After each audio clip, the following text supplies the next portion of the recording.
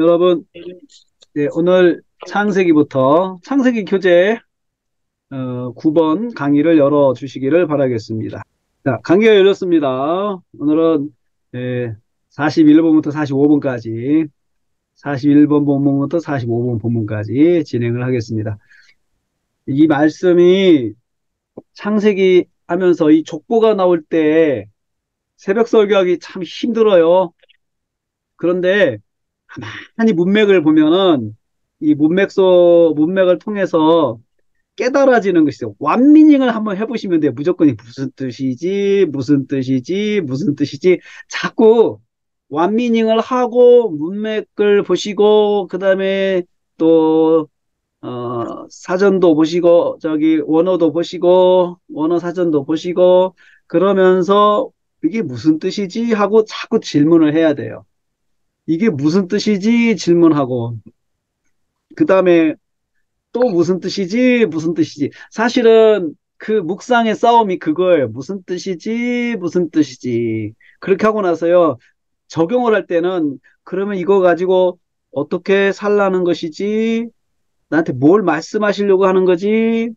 나에게 뭘 말씀하시는 거지? 이렇게 질문을 하시면 돼요. 자꾸 질문을 하고 다시 본문을 생각을 해보세요. 그래서 이 본문을 묵상하는 데서 가장 그 기본적인 질문이 무슨 뜻이지? 그리고 나 적용할 때는 나에게 무엇을 말씀하시는 거지? 그리고 어떻게 살아야 되는 거지? 이렇게 질문을 하고 본문을 자꾸 보세요. 완미닝을 하세요. 자꾸 묵상을 하세요. 그러면 묵상할 때 그냥 눈을 감지 말고 성경을 전후 문맥을 보면서 자꾸 답을 찾아보세요. 그러면 깨달아지는 것이 있어요. 그리고 또 하나는 이렇게 완미닝을 해도 막연할 때가 있어요. 막연할 때, 옥스퍼드 저 주석을 보세요, 여러분. 옥스퍼드 주석을 보면은, 기본적인 설명이 좀 나와 있어요. 거기에서 일부분을 내가 캐치해서 사용해도 돼요. 무슨 뜻이지 했을 때 옥스퍼드 주석을 가지고, 완미닝에 대한 답을 딱 받으세요. 받을 수 있어요. 그러면 그 완미닝에 대한 답 가지고 또 완미닝을 또 하면 내 몫이에요. 그러면 좀 쉬워요. 완미닝 2, 3 넘어가는 게 쉬워져요. 되게 완미닝 1이 어려워요. 이 족보는 완미닝 1. 그런데 어, 옥스포드 주석의 도움을 받고 완미닝 1에 대한 답을 찾으면 그 다음에 완미닝 2는 똑같아요. 완미닝 2부터는 사전도 보고 국어사전 보고 상상을 하고 그렇게 하면서 들어가면 내용이 하나씩 하나씩 가닥이 잡히기 시작해요. 가닥이 잡히기 시작해요. 족보가 이제 막연한데 여기 같은 경우는 25절부터 32절까지 나오죠. 무두셀라, 라멕, 노아로 이어지는 거잖아요. 무드슬라, 라멕, 노아로 이어지는 족보인데 이것을 문맥으로 이렇게 쭉 보고요. 이렇게 읽고 보고 사실은 여기도 이렇게 내려줘야 좀 읽기가 편한데요. 어, 편한데 왜 올렸냐? 너무 밑으로 이제 넘어가서 문맥이 넘어가기 때문에 이걸 더 좀 어쩔 수 없이 이렇게 올려서 당겨 줄 수밖에 없었습니다. 예. 자, 그래서 여기서는 이제 무두셀라가 있고요. 그 다음에 또 라멕이 있고요. 라멕은 무두셀라는 이렇게 주어로 시작되잖아요. 그 다음에 라멕은 그는 하고 노아는 이렇게 되잖아. 되죠? 읽어봐도 되죠? 그리고 나서 이렇게 보면 무두셀라, 라멕, 그 다음에 노아 이렇게 주어가 무두셀라, 그는, 라멕은 이렇게 해서 무두셀라, 그 다음에 라멕 여기까지. 그 다음에 노아 한절 이렇게 나오죠. 그래서 여기 이제 여기 제목은 무드셀라와 노아 이렇게 해놓고 무드셀라와 노아 여기가 무드셀라에서 노아까지 이어지는 것을 설명하려고 하는 거니까 그렇게 제목을 정해놓고요. 어, 그 이제 서론적으로 쓰는 거죠. 그래서 창세기 5장은 그 아담과 그의 신앙 계승한 자손의 계보를 소개하고 있습니다. 오늘은 마지막 부분으로 무두셀라와 라멕, 노아라는 자녀를 묵상합니다. 그러니까 이렇게 연속 강해 설교에서는 앞에 있는 서론이 전체 어떤 내용을 지금 하려고 하는 건지 개관을 설명해주고 오늘 말씀은 이런 말씀입니다. 이렇게 취지로 설명해 주시고 또 하나 여기에다가 할 수 있으면 전후 문맥을 연결해 주는 거죠. 그래서 이게 5장은 자손의 계보, 아담과 신앙을 위해서 자손의 계보를 소개한다. 이것은 문맥을 연결해 주는 거잖아요. 앞에 문맥을 연결해 주고 그 중에서 오늘 말씀은 이렇게 해가지고 오늘 말씀은 어떤 내용이다 이렇게 간략하게 해줘야 돼요. 그래야 이 가닥을 딱 잡고 말씀을 묵상할 때 성도들도 들을 때 이 가닥을 잡고 설명할 수가 이해할 수가 있어요. 무두셀라는 그냥 한마디로 최장수의 삶을 살았다. 제가 이렇게 해봤어요. 최장수. 무두셀라는 이렇게 쭉 해서 낳고 그 969세 살았다. 그 최장수의 삶을 살았다. 969세를 살았다. 최장수의 삶을 살았다. 그렇게 표현을 했어요. 그렇게 하고 27절 말씀을 보면 그가 969세를 살았습니다. 969세를 살았다. 27절 말씀. 이렇게 딱 나오죠. 그래서 그걸 이제 참고로 해가지고 제가 무두셀라는 최장수의 삶을 살았다 했습니다. 그래서 자, 완미닝 2 거의 1천년의 세월을 살았습니다. 자, 969세인데 다시 말하면 거의 1천년의 세월을 살았습니다. 살았습니다. 이렇게 완미닝 2 하고요. 그 다음에 그의 장수의 비밀이 있습니다. 그의 장수의 비밀, 그 장수의 비밀은 하나님의 자비하심, 하나님의 인내를 의미합니다. 자, 이걸 어떻게 했냐면요. 무두셀라가 죽고 나서, 그 다음에 그 다음에, 홍수가 일어나거든요. 무두셀라가 죽고 나서. 그래서 이게 이제 그걸 하면서 설명을 하는 거예요. 설명. 무두셀라는 180세 라멕을 낳고 라멕이 노아를 낳았습니다. 라멕이 717세를 살았는데 이때 무두셀라의 나이가 964세고 홍수가 노아의 나이 600세에 시작됐는데 이때가 969세입니다. 그래서 라멕이 죽은 지 2년 후에 무두셀라가 죽은 해에 홍수가 일어난 거죠. 그러니까 라멕은 홍수 안 보고 죽었어요. 홍수 안 보고 죽었고 무두셀라가 오히려 노아의 할아버지 무두셀라가 홍수 일어나는 그 해에 죽었어요. 그러니까 저는 이제 그게 무슨 뜻이지? 이렇게 생각해요. 그게 무슨 뜻이지? 무두셀라가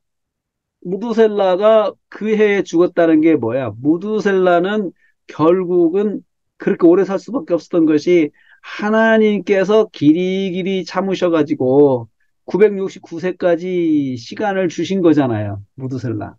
응? 무두셀라를 통해서.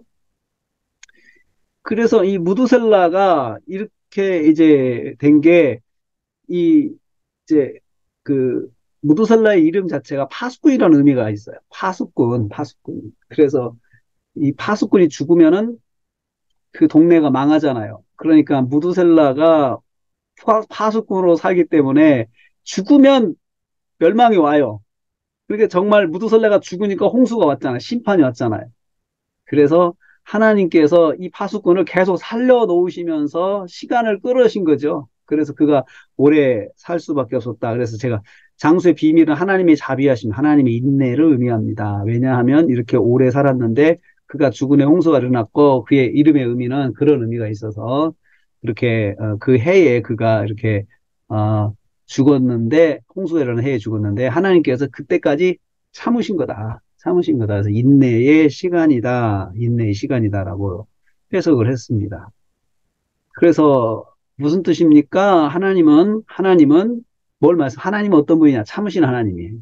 그래서 인내하신 하나님, 길이 참으신 하나님, 또 시간을 주신 하나님 이렇게 볼 수 있죠. 자, 그 다음에 라멕이 노아를 낳았다고 했습니다. 라멕이 노아를 낳았다. 29절이죠. 그렇죠? 28절, 29절 말씀이죠. 이것은 28절, 29절 말씀, 28, 29절 말씀. 노아를 낳은 나이가 182세고 무두셀라가 그때 당시 369세였습니다. 라멕이 죽은 지 2년 후에 홍수가 일어났습니다. 라멕은 홍수를 모르고 죽었다는 거죠. 라멕은 홍수를 모르고 죽었고, 그 다음에 그의 아들, 노아가 방주를, 방주를 만드는 일을 하는 것을 도와줬다. 도와주고, 또, 보고, 이렇게 살았던 것 같아요. 그래서 카르스토는 알 수 있죠? 왜냐하면, 방주를 만들 때까지 계속 있었으니까, 2년 전까지, 홍수가 일어나기 2년 전까지, 그렇게 살았던 것이죠. 그렇죠? 노아는. 그래서, 그, 무두셀라가 라멕보다 더 주시는 메시지가 커요. 메시지가 커요. 메시지가 크고, 홍수를 모르고 죽었다는 건 사실 이 사람이 행복한 거죠. 행복한 거죠. 네. 그 다음 세 번째, 이제 여기 이제 제가,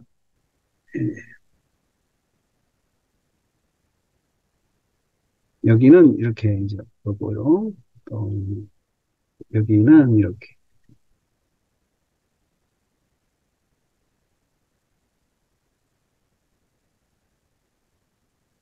세 번째, 노아는 500세에 함과 셈과 함과 야벳을 낳았다. 아주 중요한 명칭이죠. 중요한 명칭이죠. 자, 500세에 이렇게 낳았다. 500세 된 후에 셈과 함과 야벳을 이 세 사람 이름이 아주 중요한 이름이죠. 그래서 노아는 600세 홍수를 경험했는데 이때 무드셀라의 나이가 969세입니다. 969세. 무드셀라가 죽은 해에 홍수가 일어났을 텐데 홍수는 무드셀라 죽음과 동시에 일어났습니다. 무드셀라는 세상의 파수꾼 같은 삶을 살았습니다. 무드셀라가 오래 산 것은 세상의 심판을 지어나신 하나님의 자비와 기다리심이었습니다. 파수꾼이 없는 세상은 멸망할 수밖에 없습니다. 하나님은 이 파수꾼을 통해 세상이 살아있음을 보게 하셨습니다.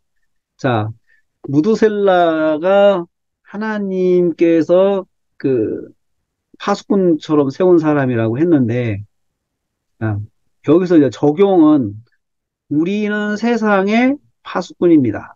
전 여기서요, 노아는 이렇게 셈과 함과 야벳을 낳았습니다. 라고 해놓고, 이때 제가 다시 그 600세의 노아의 홍수 경험을 이야기를 해요. 600세의 노아의 홍수 경험은 무두셀라 때문에 그래요.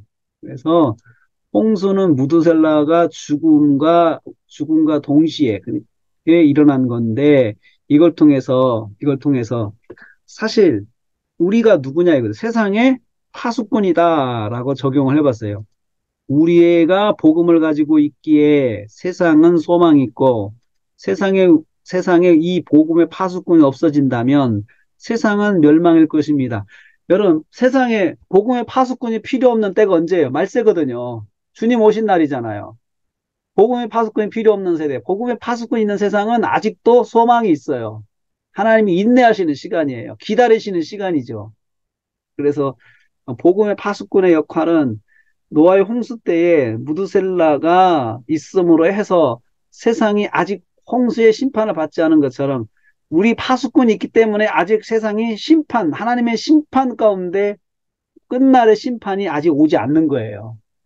그러니까 우리 전도자가 있다는 것 자체가 하나님의 심판이 아직 오지 않았다는 증거예요. 아직 증거예요. 심판이 아직 그 마지막 때 심판이 아직 오지 않았다는 증거죠.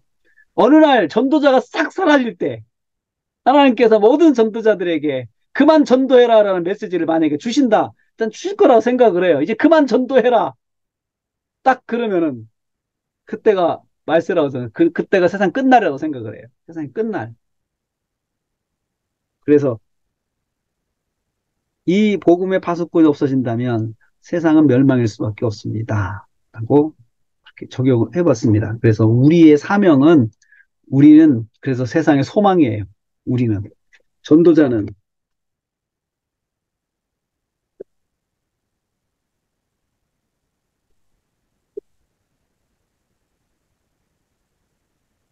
복음을 가진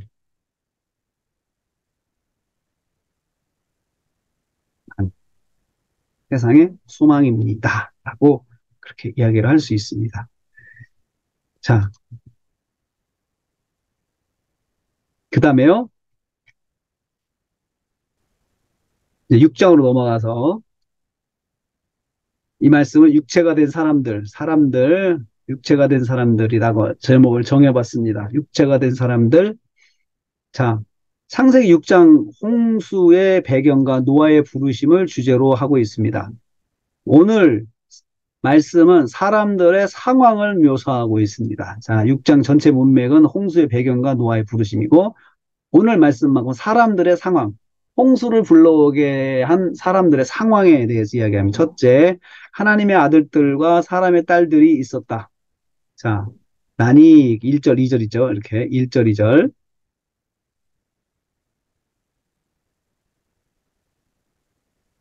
사람이 땅에 번성이 시작할 때 그들에게 딸들이 나니 하나님의 아들들이 사람의 딸들의 아름다움을 보고 라고 이렇게 해서 쭉 같이 읽었어요. 1절, 2절을 같이 보겠습니다. 이렇게 하고요. 생육하고 번성하는 세상 속에서 하나님의 가문의 위기가 옵니다. 사람의 딸들과 결혼하는 것입니다. 자, 이 무슨 뜻입니까? 완미닝. 사람의 딸들과 결혼한다는 거. 완미닝. 하나님의 가정에 세속합니다. 완미닝. 하나님의 가정에 세속합니다. 이건 어떻게 했어요? 사람에 따라 이것은 뭐냐? 상상이죠. 이게 뭐냐? 이 문장이 가지고 있는 뜻이 뭐냐? 상상하는 거죠. 세속화구나. 세속화.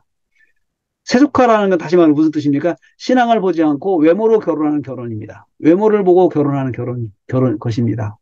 여러분, 그, 음, 세상이 그렇잖아요. 조건 가지고 결혼하는 거잖아요. 진심으로 사랑이라든지 그것보다도 조건 가지고 결혼하는 것이 일반화되어 있잖아요. 일반화되어 있고. 우리 그리스도인들에게도 참 많은 미혹이 바로 그거잖아요. 조건 보고 결혼하는 거잖아요. 조건 보고. 조건 보고 신앙은 뭐 둘째 치는 거죠. 신앙은 둘째 치는 거죠. 신앙 보고 내가 믿음을 지키는 가정, 믿음의 가문으로 생각해야 되는데 그만큼 하나님의 아들들이 사람의 딸들을 아름다움에 빠져서 외모에 빠져서 결혼하는 거죠. 즉 성도는 경건한 가정과 가문을 이룰 마음과 결심을 가지고 있어야 한다는 거죠. 이걸 통해서 깨달은 거죠. 성도는 경건한 가정과 가문을 이룰 마음의 결심, 마음과 결심을 가지고 있어야 한다. 이 마음이 사라지면 하나님께서 섭섭하게 생각하신다는 거죠. 이 마음에. 그 사실은 하나님께서 가정을 세우실 때 뭐예요? 그 하나님의 맡겨진 사명, 하나님께서 맡겨진 사명, 생육하고 번성해서 땅에 충만하여서 하나님의 대리자로서 이 땅에서 하나님의 말씀대로 살아가는 사람들, 가정을 만들어내는 거거든요. 계속해서. 가정이 계속 이어지는 거. 가정을 통해서 그 자녀들이 계속 하나님의 말씀, 하나님의 성도로서, 하나님의 자녀로서 계속해서 이어지는 것이 하나님 뜻이거든요. 그런데 결혼해서 실패를 해버리면 그렇게 된다는 거예요. 그래서 두 번째로 하나님은 이러한 인간의 수명을 단축시키셨어요. 수명. 음?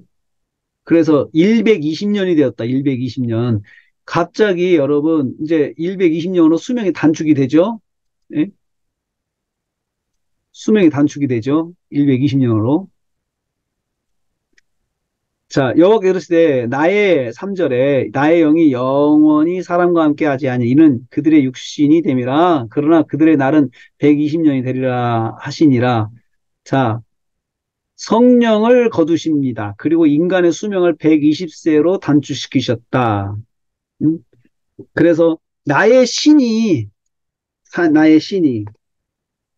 나의 신이, 성령이잖아요, 성령. 나의 신이 함께하지 아니하겠다. 이게 거두시는 거죠. 나의 신이 함께하지 않겠다. 사람과 함께 영원히 함께하지 않는다. 왜냐하면 그들이 육체가 되기 때문에 육체에 빠진 몸과 성령은 함께할 수가 없잖아요. 함께할 수 없잖아요. 성령을 거두셨다. 나의 신이 함께하지 아니하리라라고 했습니다. 그리고 인간의 수명을 120세로 단축시켰습니다. 장수는 하나님의 복입니다. 하나님께서 이 복을 거둬 가신 것입니다. 왜냐하면 그들이 육신이 되었기 때문입니다. 되었기 때문입니다.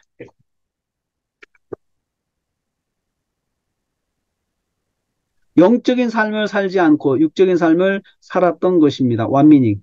여기에 대한 완미닝이죠.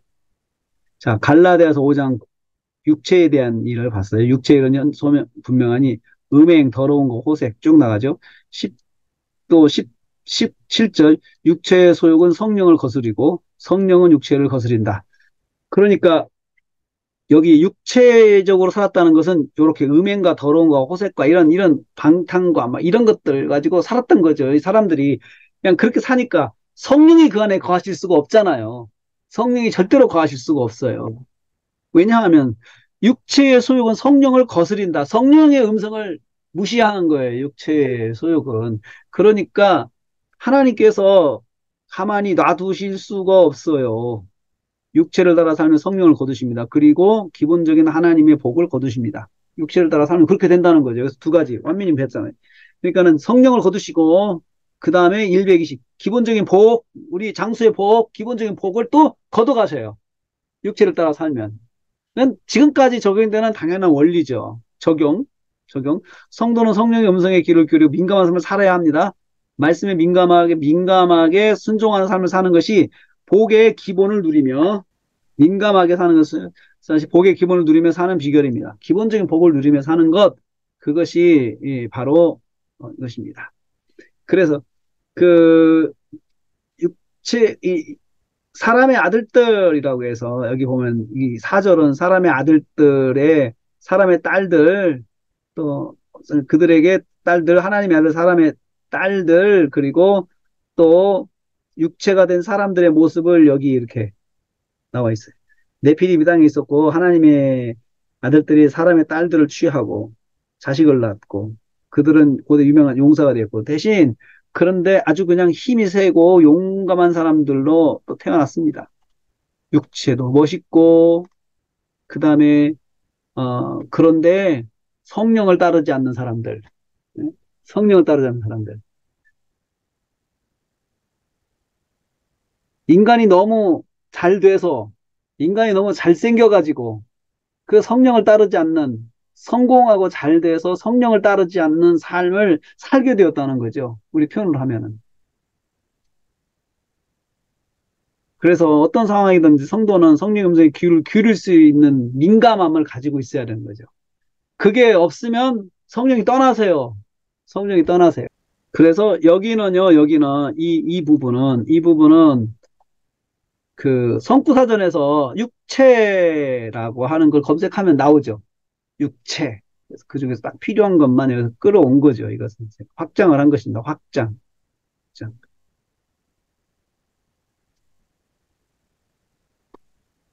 자, 그리고 6장 5절 7절 말씀, 7절 말씀. 오늘 말씀은 사람들의 상황에 대한 하나님의 입장을 묘사하고 있습니다. 하나님의 입장. 이게 오늘의 내용이죠. 하나님의 입장, 하나님의 마음. 하나님께서 한탄하셨다고 말하고 이 표현을 두 번이나 사용하셨습니다. 한탄하다는 말은 한숨을 쉬다는 것입니다. 한숨을 쉬다는 것입니다. 그렇게 해가지고 서로 하나님의 한탄에 대해서 말을 하고 있다는 거죠. 그래서 제목 하나님의 하나님의 한탄이다. 한탄은 한숨을 쉬다, 후회한다는 뜻입니다. 자, 그러면 무엇을 한탄하셨습니까? 언제 한탄하셨습니까? 그냥 전형적인 문맥으로 갔죠. 무엇을 한탄하셨습니까? 언제 한탄하셨습니까? 한탄하신 결과는 무엇입니까? 딱 공식적으로 했죠. 그렇죠? 이거 보고 이거 가지고 무엇을 6절에 보니까 사람 땅 위에 사람을 지으셨음을 하나님께서 한탄하셨어요. 지으셨음을 한탄하셨다. 무엇을?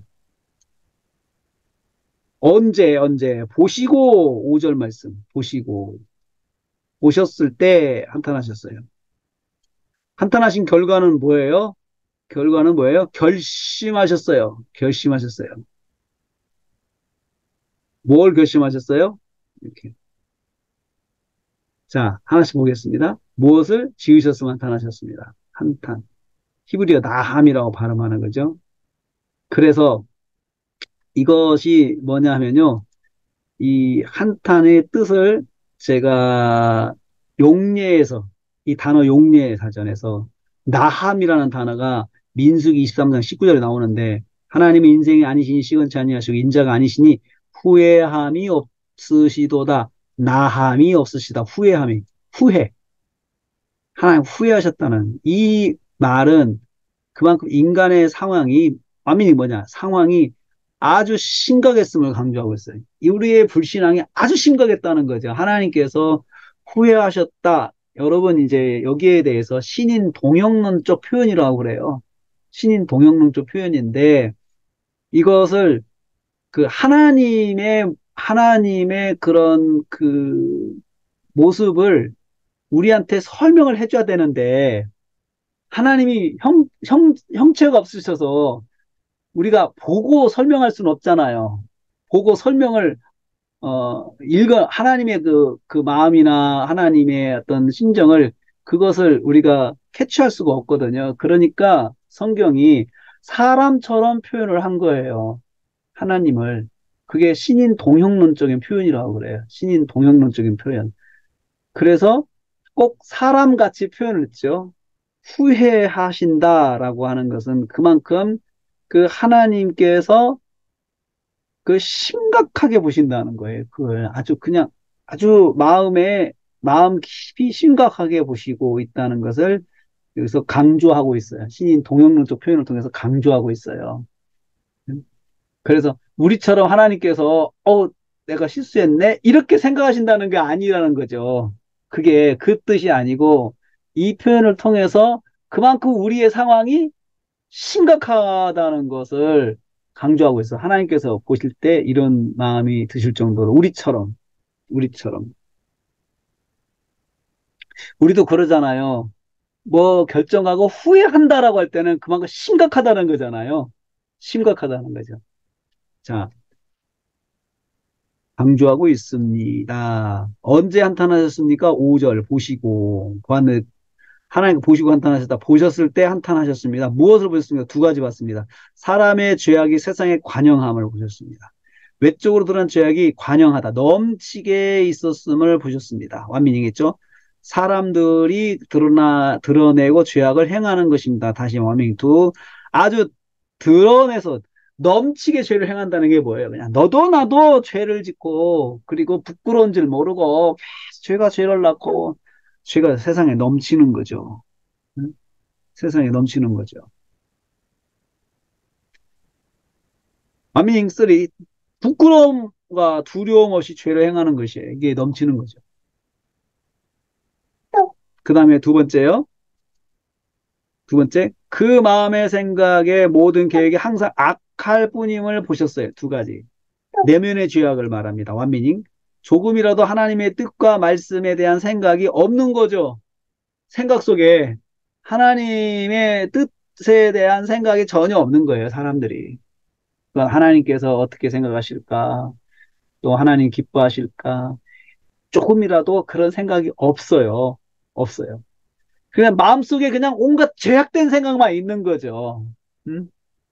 그러면 심판받습니다. 온갖 죄악된 생각만 가지고 있으면 심판받아요. 그 생각하는 순간 그냥 죽는 것이 아니고 그게 다 모아져서 이게 이제 이 사람이 더 이상 이제 돌아설 여지가 없을 때까지 가는 거예요. 그 전까지는 하나님께서 메시지도 주시고 선지자들 보내시고 말씀도 주셔서 깨닫게 자꾸 이제 자극을 하시죠. 도전을 하시죠.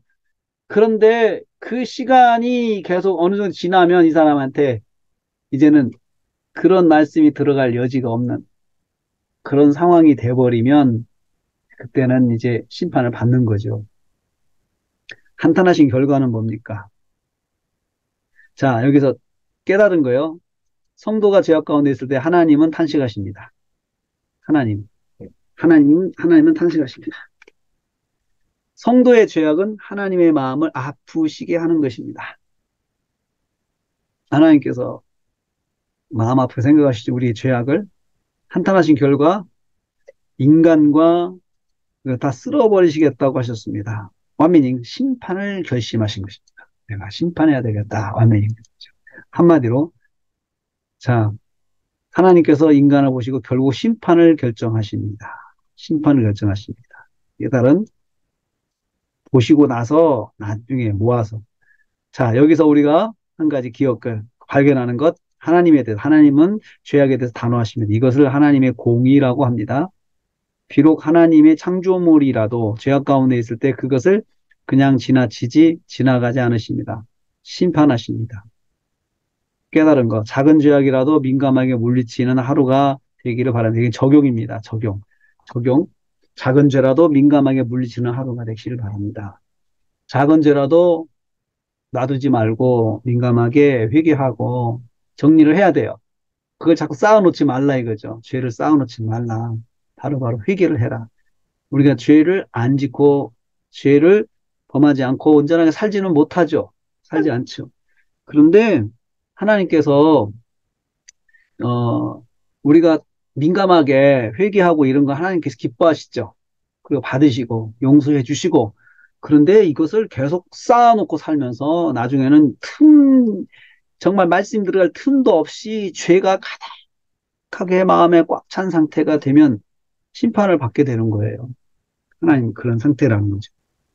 그 다음에 8절에서 11절 말씀 그러나 노아는 하나님께 입었다. 노아는 하나님께 은혜를 입었다. 노아에 대해서 그래서 소개를 이렇게 했습니다. 말씀은 그 시대 가운데 사는 노아라는 사람을 소개하고 있습니다. 오늘 말씀은 노아를 소개하는 것입니다. 굳이 앞에 있는 문맥을 연결할 필요는 없어요. 왜냐하면 계속 앞에 이제 6장 시작할 때 큰 문맥을 이야기해줬잖아요. 그러니까 이것이 계속 이어지는 거니까 사람들도 기억을 할 것입니다. 첫째, 노아는 하나님께 은혜를 입었다. 8절, 하나님께 은혜를 입었다. 은혜를 입었다. 자, 은혜를 입었다는 게 무슨 뜻입니까? 완미닝. 불쌍히 여김을 받았다. 사랑을 받았다는 뜻입니다. 다시 말하면, 완미닝 2. 하나님께서 너그럽게 봐주시고 사랑을 베풀어 주셨다는 뜻입니다. 자, 이게 사랑을 받았다, 불쌍히 여김을 받았다. 이게 무슨 뜻이냐? 완미닝 2에서는 상상이에요, 상상. 너그럽게 봐주시는 거죠. 그러니까 노아도 죄가 없는 사람은 아니라는 거예요. 죄가 없는 사람은 아닌데 노아에게는 회개가 있었던 거예요. 회개. 왜 하나님께 불쌍히 여기셨다고 하는 게 뭐예요? 우리가 회개할 때 불쌍히 여겨달라고 회개하잖아요. 우리 연약함을 불쌍히 여겨달라고 하나님께 자비를 구하잖아요. 그러니까 그가 은혜를 입었다고 하는 것은 하나님께 용서의 은혜를 입었다는 거예요. 용서의 은혜. 노아가 이렇게 실수하고 어, 죄를 범하고 할 때마다 노아는 민감하게 하나님 앞에 나갔던 거예요. 나가서 하나님 제단을 쌓고 회개할 때 하나님께서 용서해 주셨어요. 이하의 말씀은 그가 왜 하나님의 사랑을 받았는지 설명하고 있습니다. 자, 그래서 그는 이제 9절이죠. 첫째, 노아는 의인이었습니다. 의인이었어요. 9절 말씀. 의인이다. 9절. 그렇죠? 그래서 이제 여기서는 이제 노아의 사적은이라 노아는 의인이요 완전한 자, 당대의 완전한 자, 하나님과 동행했다. 자, 의인이었습니다. 의인이라고 하는 것은 의의를 행하는 사람. 의인이잖아요. 의의를 행하는 사람. 이제 국어사전은 의롭게 사는 사람, 이런, 라고 하죠. 의인. 옳은 일을 한 사람. 이게 의인이라고 하잖아요. 국어사전. 성경에서 의인은 뭐냐? 하나님의 뜻대로 사는 사람이 의인이에요. 하나님의 뜻에 순종하는 삶을 사는 것이죠. 그래서 이건 의라고 하는 거 더하기 사람인자, 의를 행하는 사람. 그래서 성경에서 의인은 바로 하나님의 뜻이거든요. 하나님의 계획이거든요. 하나님의 섭리를 다 의라고 이야기해요.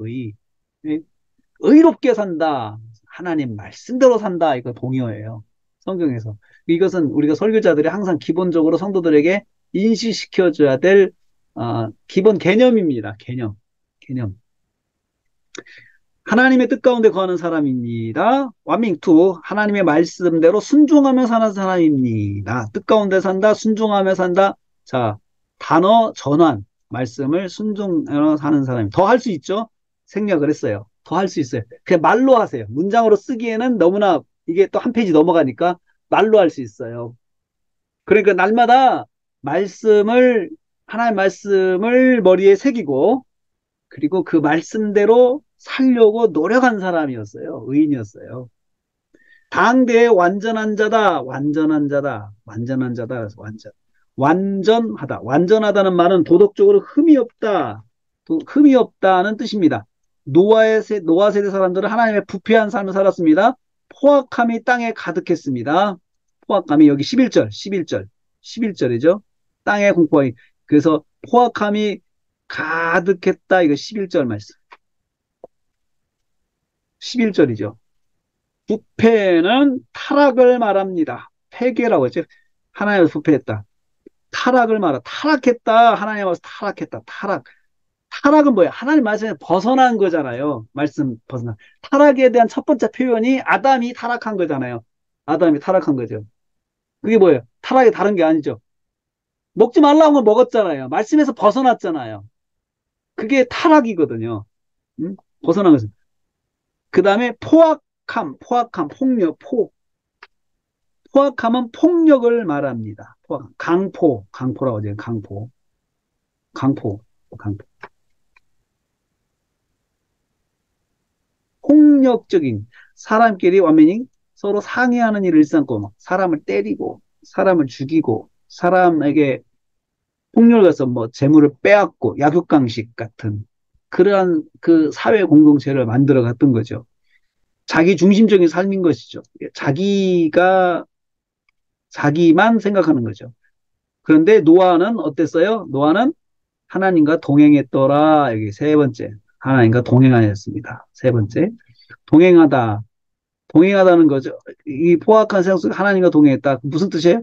세 자녀를 하나님과 동행한 삶을 살도록 이끌었다는 거고, 자녀들도 하나님의 말씀 안에 살도록 교육하며 하나님 뜻 가운데 살았습니다. 살았다는 거죠. 하나님 뜻 가운데 살았다는 거죠. 그래서 세 아들이 그랬다는 거죠. 그가 세 아들을 낳았는데, 세 아들들도 그렇게 교육을 했다는 거죠.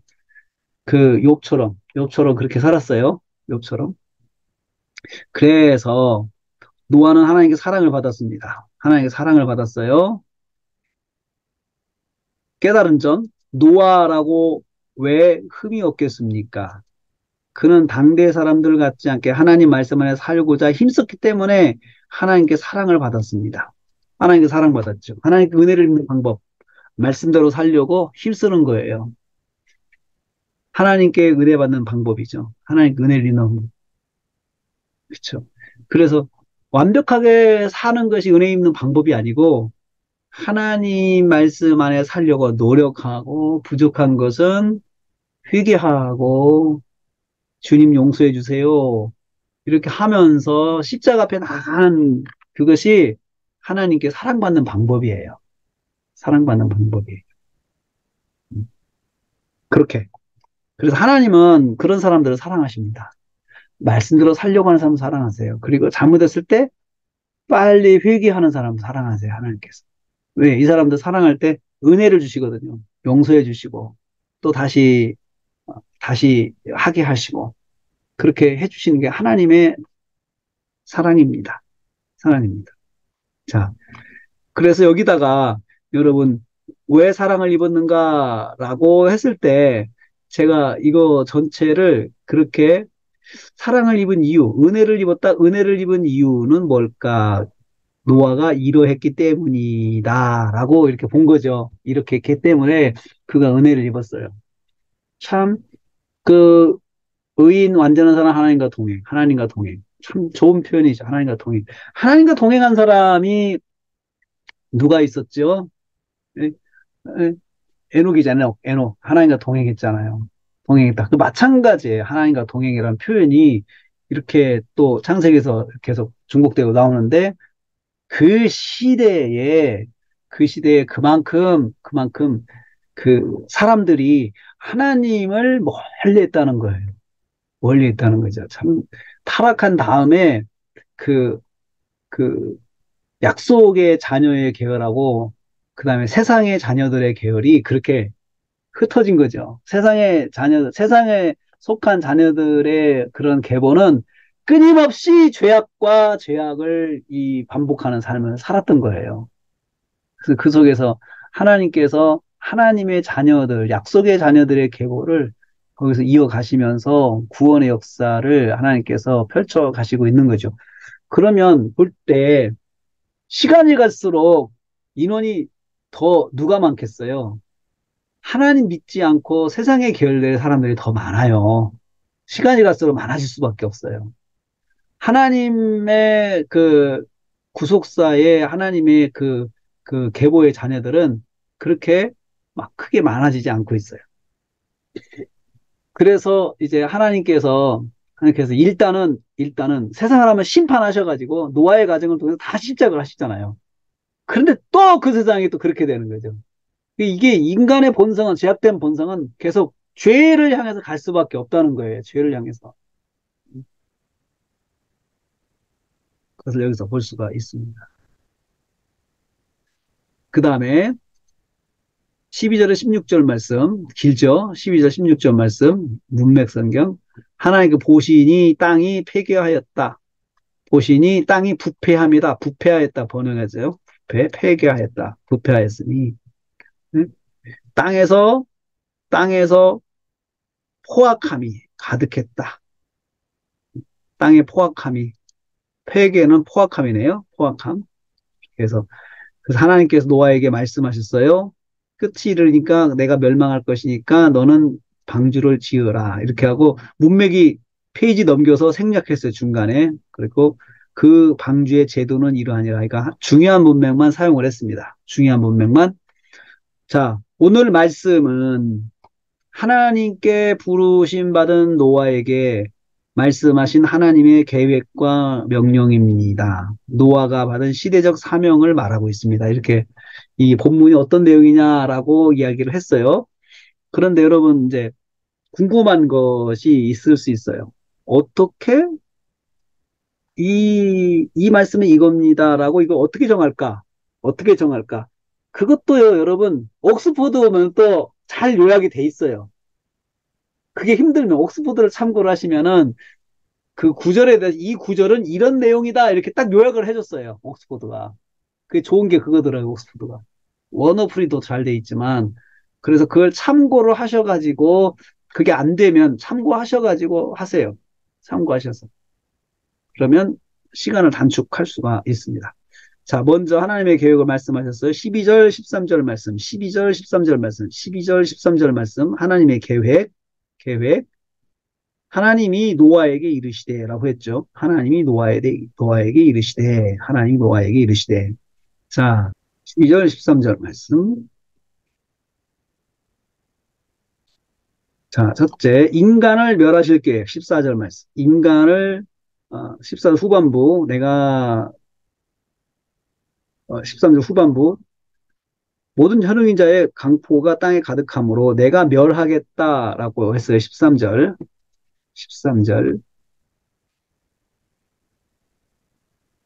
후반부네. 13절. 내가 멸하겠다. 내가 멸하리라 했습니다. 자, 무슨 뜻입니까? 멸하리라? 존재하지 못하게 없애버리고 생명이 끝나게 하심을 말합니다. 멸한다. 이게 국어사전 봤어요. 존재하지 못하게 하고 생명이 끝나게 하심.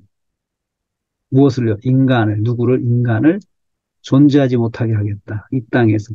그 다음에 세상에 생명이 없어지게 하겠다. 이렇게 말씀하신 거죠. 미닝.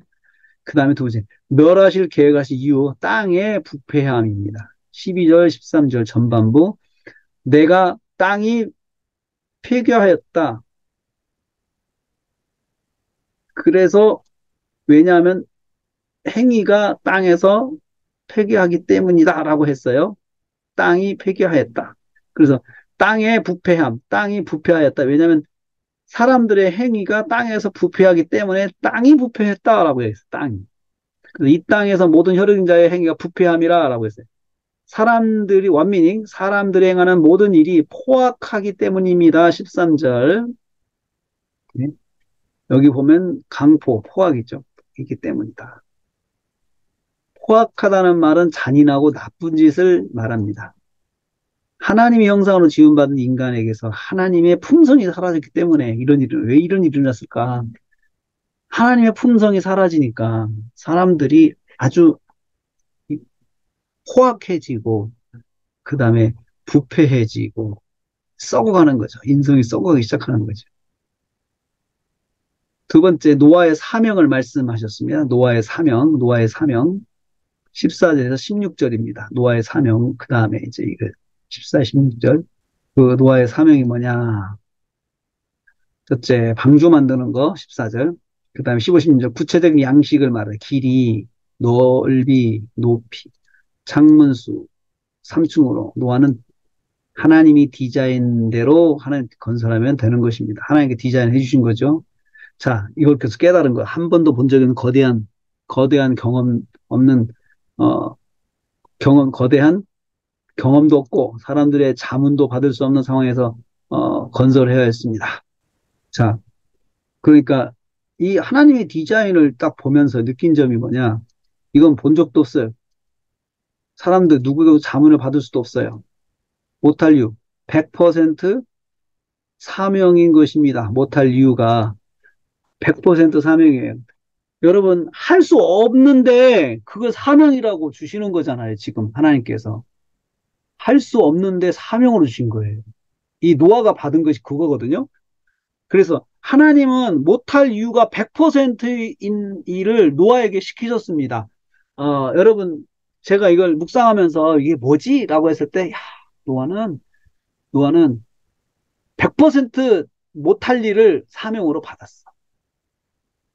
그리고 대답을 할 수도 있어요.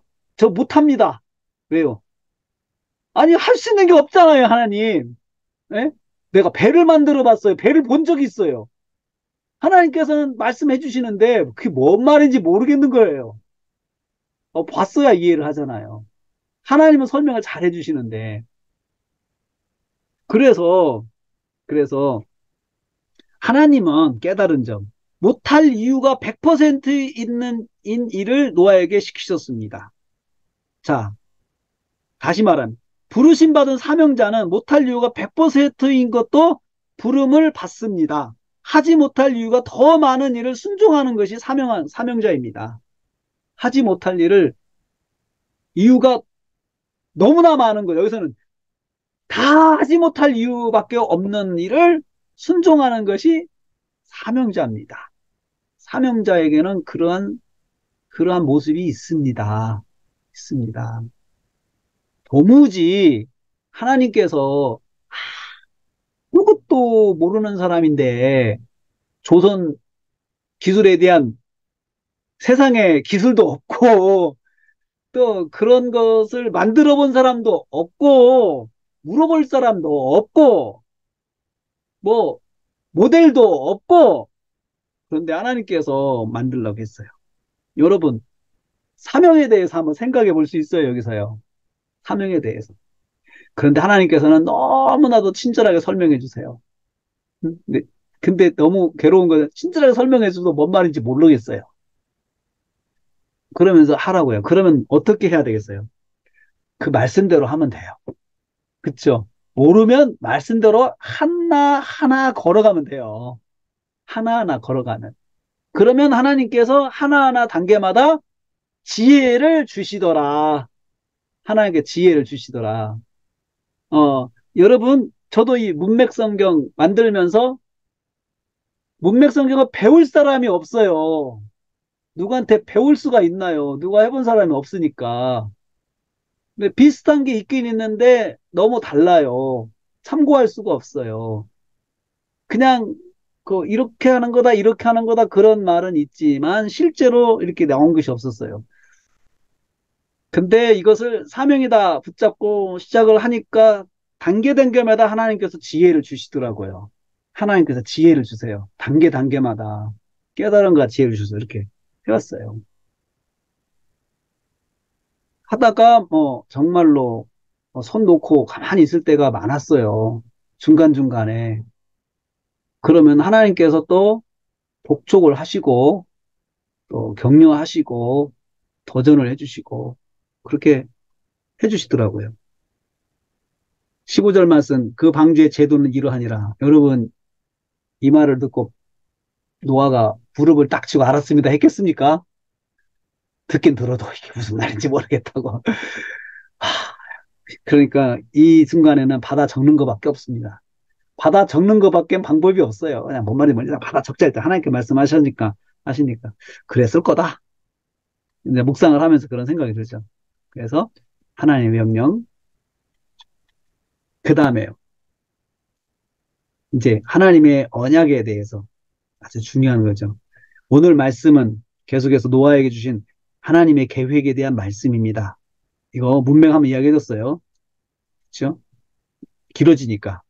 그 다음에 이 말씀에 아주 중요한 말이 들어 있습니다. 언약이라는 말씀입니다. 메리트, 약속이라는 뜻입니다. 미닝 장차 하나님께서 이루실 하나님의 구원 계획을 언약이라고 말합니다. 성경에서 약속이라고 말하지 않고 언약이라고 하는 것은 하나님의 구원 계획을 언약이라고 그렇게 표현하는 것이죠. 자, 누구와 세웠습니까? 내용은 무엇입니까? 아주 문맥이죠. 어떤 상황에서 진행될 예정입니까? 문맥의 형태죠. 그렇죠? 자, 누구와 세우셨습니까? 노아와 세우셨습니다. 18절 말씀 보세요. 내가 너와 내 언약을 세우리니라고 했어요. 18절 말씀, 내가 너와 내 언약을 세우리니라고 했어요. 하나님께서 노아에게 언약하신 것을 말합니다. 이것은 하나님께서 노아에게 언약을 하신 것이다. 하나님은 그 언약을 내 언약이라고 했습니다. 원래는 너와 나의 언약이라 해야 하는 건데, 내 언약은 하나님께 속한 언약이라는 것입니다. 완미닝 했어요, 바로. 너와 나의 언약이 아니고 내 언약이다. 내 언약이다. 즉 하나님께서 전적으로 이루실 언약을 말합니다. 이것은 하나님께서 전적으로 이루신 거고 전적으로 하나님이 책임지신다는 거예요. 이 언약을 내 언약이라고 말한 것은 내 거니까 내가 책임져야 된다는 거죠. 예? 완미닝 하나님의 강한 의지가 들어 있습니다. 완미닝 또 투 하나님께서 전적으로 책임지시는 약속입니다. 무엇을 책임지셔요? 성취를 책임지시는 약속이에요. 성취를 책임지시는 약속. 언약의 내용은 무엇입니까? 노아와 노아의 자녀들과 그 가족들이 구원받는다는 것입니다. 방주로 들어가 살게 하신다는 것이죠. 18절 말씀 보세요. 18절. 너는, 너는 들어가고, 그죠? 들어가고. 노아가 가족과 함께 방주 들어가는 구원을 약속하셨습니다. 하나님이 전적으로 구원을 약속하신 거죠. 자, 그래서 일단은 언약이 내가 너 언약을 세울 테니까 넌 들어가라. 그러니까 살려주시는 거잖아요. 구원이잖아요, 구원. 내가 너를 살려줄게. 이게 언약이에요. 살려줄게. 그리고 내 자부의 아내와 내 자부들도 살려주겠다. 그래서 노아와 하나님이 전적으로 구원을 약속하신 것입니다. 세 번째, 어떤 상황에서? 17절, 17절, 17절. 어떤 상황에서요? 홍수로 생명 있는 모든 육체가 멸절하고 죽는 상황이죠. 그럴 때, 자, 17절, 내가 홍수를 땅에 이렇게 무릇 생명의 기식 있는 육체를 천하에서 멸절하니 땅에 있는 자가 다 죽으리라. 홍수를 통한 심판을 진행하실 것을 말씀하십니다. 이 가운데서 노아와 그 가족만 구원을 받아 살 것을 약속해 주신 거죠. 죽음 가운데 생명을 얻는 것이 구원입니다. 구원은 뭐냐? 죽음 가운데 생명을 얻는 것이에요. 그게 구원의 첫 번째 핵심이에요. 죽을 수밖에 없는 죄인이 살아 생명을 얻는 것이죠. 이게 구원이죠. 구원이죠.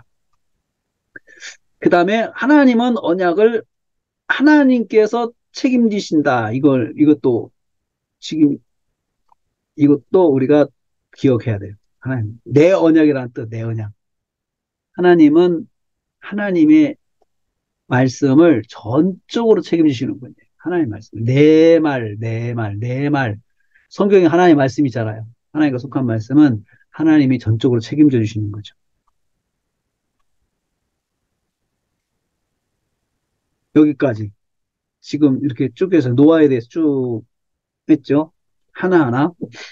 아, 이것을 여러분, 나라교회 홈페이지에 가면은 이것이 설교로 다 영상으로 돼 있어요.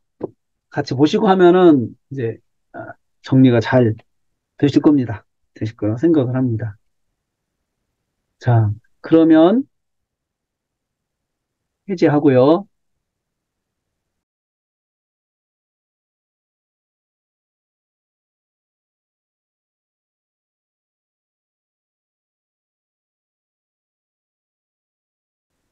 네. 목사님, 저기 동사 문법 연구 있잖아요. 네, 그거 제가 하다 보니까 그 좀 약간 좀 질문이 생기더라고요. 그래서 네, 그 과거, 현재, 미래, 능동, 수동이 다 있는데요. 네, 목사님 그 로마서에 보면은 현재도 하고 과거도 하고 미래도 했더라고요. 그래서 네, 이거를 그 완미닝 할 때 네, 요 의미를 다 넣을 때 어떻게 계속은 계속의 의미로 계속 넣는 거고 과거는 끝난 동작으로 네. 설명하고 미래는 뭐 있을 동작으로 설명하신 앞으로 건지 일어날 일. 앞으로 일어날 일. 앞으로 일어날 일이다 이거죠. 앞으로 그렇게 하시겠다는 약속이고, 네네. 현재는 계속 하고 있다는 거고, 과거는 이미 끝난 거다. 그러니까 그 끝나서 그 끝난 영향이 계속 지금까지 오는 거예요. 근데 보면 또 현재에 뭐 명령형도 있고 예를 들면 능동 네, 수동도 있잖아요. 그러면 네, 세 가지가 태도 나오고 시제도 나오고 그다음에 그 동작도 그 태, 능동 수동도 나오잖아요, 목사님. 네, 그래서 그거를 할 때 좀 제가 잘 좀 어렵더라고. 어떻게 이렇게 네, 문법을 보니까 뭐 네, 현재는 좀 알겠는데 뭐 미래형이나 뭐 이렇게 수동형이나 이런 것들이 네, 목사님이 그 내용하고 이렇게 적어서 이렇게 풀어 나가셨더라고요. 예를 들면 로마서에 보면요. 네, 그래서 그거를 우리가 작성할 때 좀 어떻게 좀 이렇게 해야 될지 저는 좀 이렇게 좀 정리가 필요한 것 같더라고. 다른 분들은 잘 모르겠는데 네, 능동수동 알고 현재형, 미래형 우리 다 아는데 이거를 접목을 해서 이렇게 완미닝 원투 쓰리로 가잖아요. 동사 문법도요. 음, 목사님 그거를 할 때 어떻게 좀 딱 해야 될지 그 팁을 좀 부탁드릴게요. 네. 그건 이따가 한번 제가 설명을 해드릴게요. 이따 네, 네, 있을 때 한번 설명을 해드리도록 하겠습니다. 근데 현재는 우선은 모든 동사를 다 현재, 능동태, 또 현재, 명령형 이런 거 이제 중요한 것은 현재하고 명령하고 능동이에요. 능동. 현재하고 명령하고 능동이에요. 그러니까 능동은 의도적으로 행동하는 것을 말하는 거예요. 의도적으로. 명령은 반드시 꼭 해야 하는 거예요. 그렇게 해석을 해요. 안 하면 이건 죄예요. 그리고 또 현재형은 계속해서 이 세 가지가 많이 사용돼요. 현재형은 계속해서 하는 것을 말합니다. 사랑한다라고 했을 때 현재형이다. 그러면 계속해서 사랑한다는 뜻입니다. 아가파오가 그런 의미입니다. 현재일 때는 계속 사랑하는 것이죠. 이 말은 와밍 투 하면은 지금까지 사랑하고 앞으로 사랑하지 않으면은 이건 잘못하는 거예요. 그리고 또 어제까지 앞으로 내가 사랑해야겠다 생각하는 것도 잘못된 거예요. 지금 안 하고 앞으로 하려고 생각하는 것도 잘못된 거라는 뜻이죠. 그게 그 사랑한다 현재형이 계속의 의미가 오늘도 내일도 그리고 계속해서 사랑한다는 것입니다. 그리고 사랑하라라고 명령했잖아요. 사랑하라. 명령형이다. 그러면 반드시 사랑해야 한다는 것입니다. 반드시는 무슨 뜻입니까? 반드시는 환경이 안 돼도, 환경이 안 돼도, 여건이 안 돼도 이 말씀대로 해야 한다는 뜻입니다. 그렇죠? 그래서 명령형이 뭐 레이기에서 이스라엘아 들으라 너희는 그 말씀을 손목에 기록하고 기록하라 손목에 매라 이마에 붙이라 이거잖아요. 안 붙이면 안 되는 거예요. 그리고 현재 명령형이잖아요. 계속해서 붙여야 된다는 거예요. 현재 명령형은 계속해서 해야 한다는 거다. 현재 이 명령은 대부분이 현재형이에요. 계속해서 해야 된다는 거. 그리고 또 과거 완료는 이미 이제 행동이 끝난 거죠. 사랑했다. 지금은 안 한다는 거예요. 그 사랑했다는 지금 안 한다는 거잖아요. 그런데 그게 뭐냐면은 그 행동은 그때까지 끝났는데 행동의 그 여파는 지금까지 온다는 거예요. 지금까지.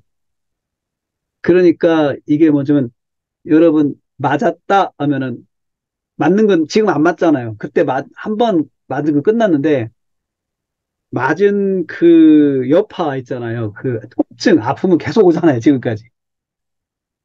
그거 똑같은 거죠. 그 결과의 영향력은 지금까지 온다는 거예요. 그게. 음. 자, 그리고 이제 예. 그 미래형은 지금은 안 한다는 거예요. 사랑할 것이다는 지금은 사랑 안 한다는 거예요. 앞으로 할 것이라는 거죠. 할 것이다.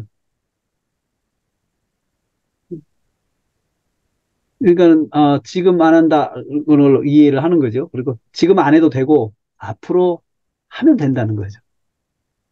사랑할 것이다는 거죠. 앞으로 내가 언젠지는 모르지만 앞으로 내가 희생적 사랑을 할 것입니다라고 말하는 거죠. 그게. 근데 이런 원리는 어느 단어든 다 똑같이 적용이 돼요. 단어만 바꿀 뿐이고 하나만. 그리고 그것을 다 할 필요는 없어요. 다. 다 할 필요는 없고 딱 필요한 것만 가지고 강조를 하면 돼요. 다, 그러나 원장에는 다 한번 만들어 보세요.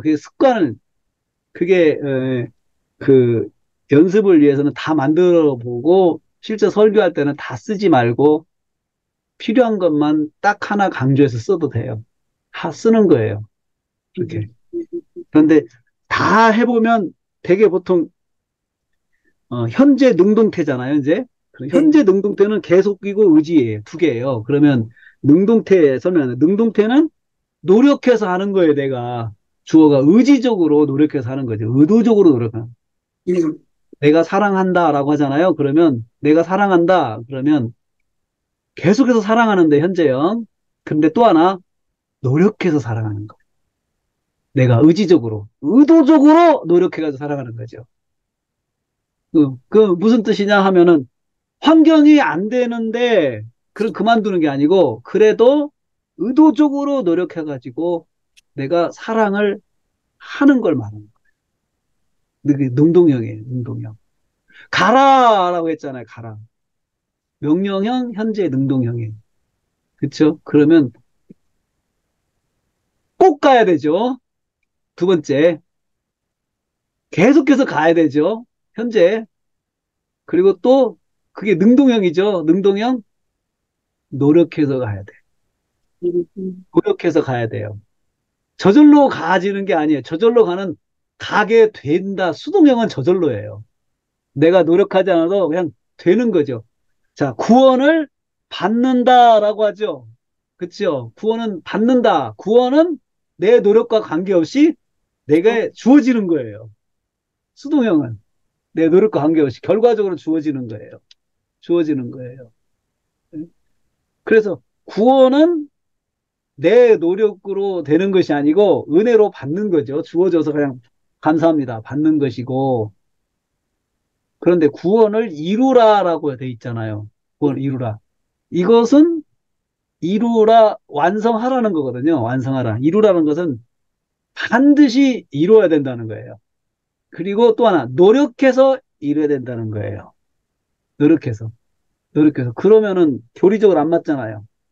구원을 이룬다고 하는 것은 성화의 삶을 말하는 거죠. 말씀에 순종하는 삶, 말씀대로 사는 삶, 말씀을 듣는 삶, 이런 것을 해서 자기가 구원받은 자답게 살아가는 것이 성화의 과정으로서 구원을 이루라는 것을 말하는 거죠. 구원 안 받았다는 게 아니고. 그리고 구원의 만큼은 과거, 현재, 미래형 다 있어, 성경에. 구원을 받았다. 그죠? 구원을 받았다. 그리고 구원을 받고 있다. 그리고 받을 것이다. 이 세 개가, 시제가 다 나와 있어요. 성경에는 시제가. 이건 교리적인 거죠. 받았다는 것은 이미 내가 믿는 자는 영생을 얻었고, 이렇게 했잖아요. 이미. 지금 믿는 자는 영생을 얻었고, 신분상 완성된 거죠. 이미. 하나님의 자녀가 되었다는 것을 완성을 의미하는 것이고, 그리고 그 받은 그 결과 있잖아요. 내 자녀가 된 것은 지금까지 쭉 유지가 되는 거예요. 유지가 되는 거죠. 그러면서 현재 구원을 이루는 삶을 사는 것은 성화의 과정이고, 앞으로 이룰 것이다 라고 하는 것은 지금 구원을 안 받았다는 것이 아니고 완성을 이야기하는 거죠. 영화. 이게 교리적인 표현이죠. 네. 그리고 나머지는 이제 그 어렵진 않아요. 나머지 교리적인 것은 구원론에 대한 저 동사들은 그게 좀 해석이 조금 어렵죠. 해석을 그렇게 해야 되죠. 그래서 로마서에서 종종 그런 표현들이 나오게 돼요. 예. 자, 그리고 목사님 한 가지만 짧게 그냥 지나갈게요. 목사님 그 완미닝 하시잖아요. 설교 이렇게 풀어나갈 네, 대체로 원어 사전 그거에서 정리하시고 단어 네, 전환하시고 국어 사전 찾고 네, 그다음에 상상도 쓰시고 문맥 설명도 하시잖아요. 네, 신학적인 것도 푸시고 네, 성경적 예도 드시고 또 네. 다른 건 없나요, 목사님? 다른 주로 쓰시는 게 거, 어떤 건지 좀 저희가 하는 그, 거 목사님 풀어보니까 그렇게 쓰시던데 또 다른 것도 쓰시나요, 목사님? 어, 제가 용례를 갖고 써요. 용례. 아, 원어, 용례를 원어 용례. 원어 원어 용례. 속보사전 찾아가지고 네네. 예를 들어서 경외한다, 경외한다. 아, 경외한다는 말을 단어 자체로 경외하다. 그 이삭 저기 아브라함 이삭을 바쳤을 때 하나님께서 그 잡으려고 죽이려고 할 때 그 말리시면서 이제야 내가 네가 나를 경외하는 줄을 내가 알았다라고 할 때요. 네네. 단어가 경외하다는 단어가 무슨 뜻인가라고 할 때 경외하다는 단어를 원어를 찾아요. 거기서 원어 찾아가지고 그 원어가 사용된 용례를 쭉 보면은 경외하다는 의미가 정확하게 나와요. 더 어? 경외한다는 것은 단어 자체로는 두려워한다는 거잖아요. 네네. 근데 그 단어가 사용된 용례를 쭉 보면은 어 그 경외한다는 것이 말씀대로 행동하는 거예요. 말씀대로 행동하는 거예요. 그러니까 그 말씀을 하나도 흘리지 않고 말씀을 놓치지 않고 그냥 다, 다 받아들이는 것이 그 경외함이에요. 그 그 목사님, 그럼 용례는 디럭스 바이블에서 나오는 건가요? 원어. 예, 원어. 그러니까 이렇게 보면 돼요. 제가 한번 예. 설명해 줄게요. 책, 자, 책 성경 관용어 사전 이런 데도 있나요? 어, 아니요. 그건 성구사전이고, 그냥 한글 예, 예, 성구사전이고, 예, 성구사전이고, 예, 원어 성구사전이 필요해요. 원어 성구사전. 원어 예, 성구사전을 제가, 자, 화면 공유해서 디럭스 바이블을 열어볼게요. 여기 보면 이렇게 원어가 있고, 여기 보면은 단어 검색 여기 있죠? 네네. 이것은 한글 성구사전이에요. 예를 들어서 내가 경외하다, 경외를, 경외에 대한 성구를 찾잖아요. 이렇게. 그러면 쭉 나오잖아요. 여기 네네. 창세기 31서 42절. 이삭이 경외하는 이가 나와 함께 있고, 그리고 여기 창세기 22장 12절에 독자까지도 아니하고 했으니까, 이제 내가 하나님을 경외하는 줄 아노라 라고 했죠. 그치, 여기 창세기 22장 12절. 더블 클릭하면, 더블 클릭하면 여기 나오죠. 이렇게 옆에. 나왔죠? 12절에서 경외한다라는 말 보세요. 여기 경외한다. 야레라고 하는 거, 야레. 여기 또 야레라고 써, 야레. 그죠? 야레인데, 야레는 뭐냐, 두려워한다 이거잖아요. 두려워한다. 근데 이제 이걸 이런 방법이 있어요. 이게 3373번이잖아요. 여기 원어 검색이잖아요. 여기 원어 검색. 이것은 한글 성구사전 원어 검색에서 3373번 더블 클릭해 보세요. 더블 클릭. 그럼 쭉 나와요. 3073 이것이 뭐냐면 12장, 22장 12절, 32장 12절, 야레라고 한 단어가 쭉 나와요. 30장 12절. 32장 12절에서는 뭐냐? 여기 보면 내가 주께 간고 나를 건져 내가 두려워하는 야레하는 줄을 에서의 손에서 내 형에 건져내 야래한다. 이 무서워하는 거거든, 지금. 이거 볼까요? 창세기 32장 12절. 창세기 12장.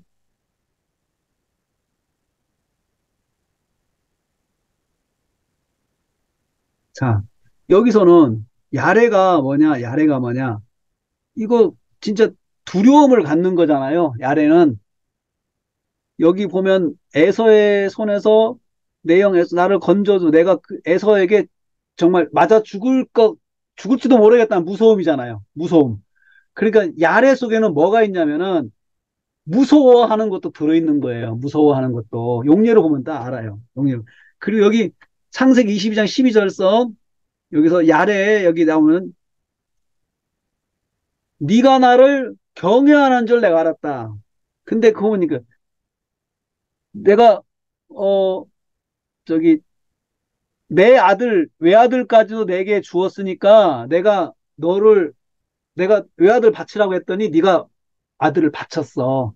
그래서 내가 이를 통해서 네가 나를 야래하는 줄 알았어라고 할 때 네가 정말 내 말을 정말 하나도 놓치지 않고 그냥 그대로 말 자체를 다 받아들이는 그런 사람이라는 것을 내가 이제 알았다. 야, 그게 다 받아들이는 말을 한마디도 좀 받아들이는 것이 그게 야래예요. 근데 거기는 또 뭐가 있냐? 대상에 대해서 무서움도 있는 거예요. 이게 존중의 무서움이죠, 여러분. 존중의 무서움이죠. 존중의 무서움. 그렇게 해요.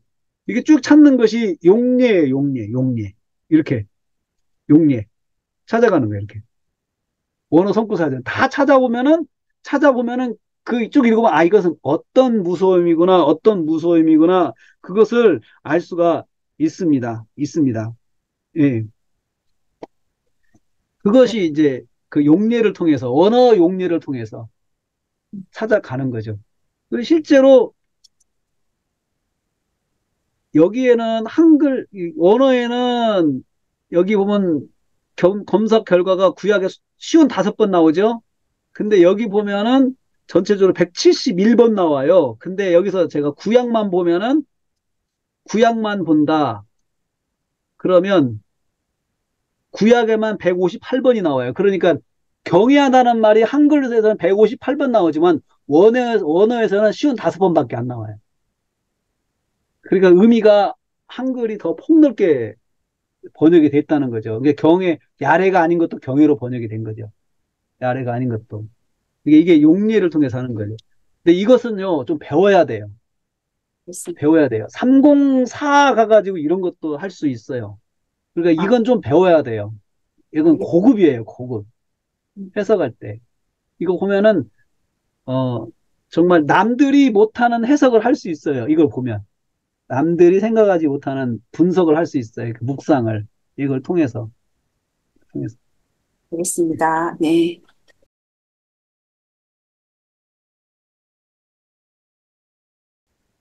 시제에 대한 것을 다시 한번 제가, 시제, 공사. 공사 연구, 어, 시제도 되고, 공사 시제 연구인데, 항상 기본은 현재형이거든, 현재, 현재, 뭐, 그건 능동이고요. 현재,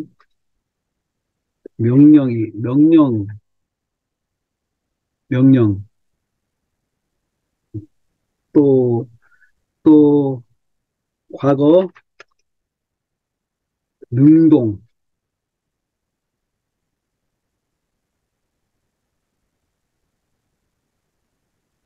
음, 과거, 수동, 뭐, 여러 가지가 있는데, 이제, 이거 가지고, 이제, 여러 가지 나오는데, 현재는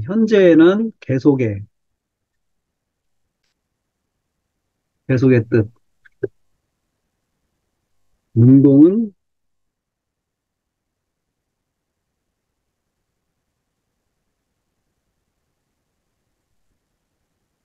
계속, 계속이고요. 명령은 반드시. 꼭,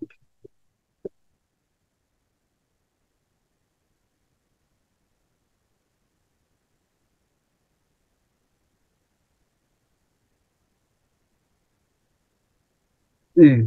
능동은 또 마찬가지 의지, 끝난 거죠. 끝났고.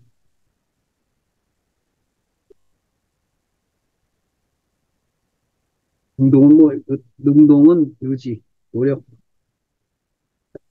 노력해서. 의지고 노력해서.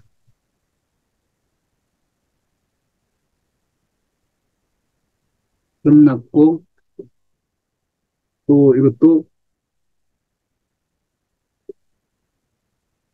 노력하다. 미래, 미래형, 미래 능동,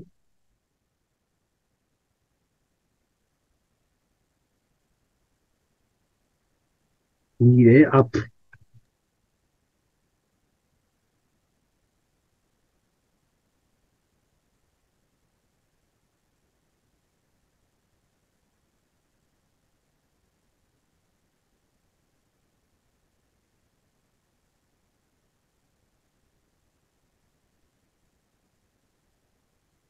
수동,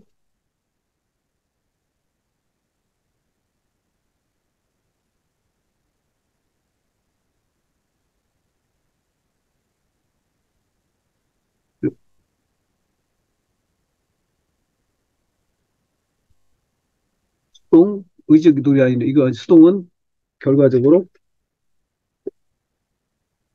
주어졌음. 되시죠? 내 노력에 의해서가 아니고 주어진 거예요. 그래서, 이제 성경에서, 그 빌립보서에서, 이제 강화체에서는 이제 빌립보서에서, 에, 내가 복음을, 로마에서 부끄러워하지 한다라고 했잖아요. 내가 부끄러워하지 아니한다. 능동형이죠. 현재 능동형이죠. 이것은 현재 능동형이에요. 부끄러워하지 아니한다. 자, 부끄러워하지 않는다. 계속해서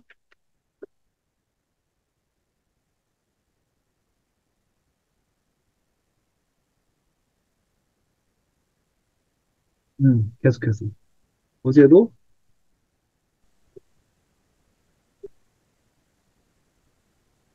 내일도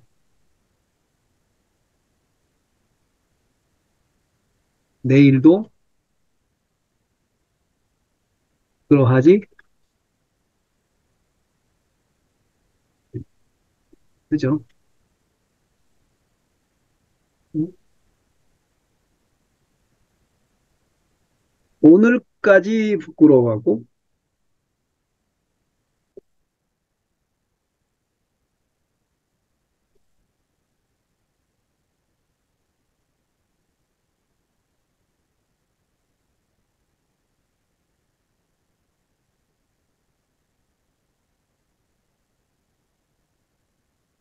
이렇게도 말할 수 있죠. 그렇죠? 능동형이죠. 의도적으로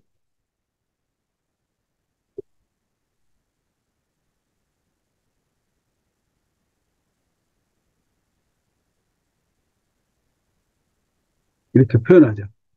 의지적으로 노력해가지고 다시 말하면 환경이 되지 않아도 만들어서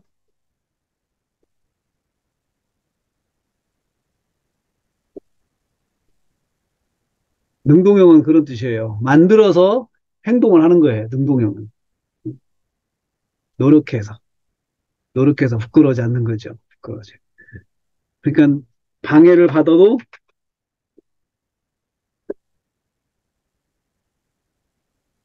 부끄러워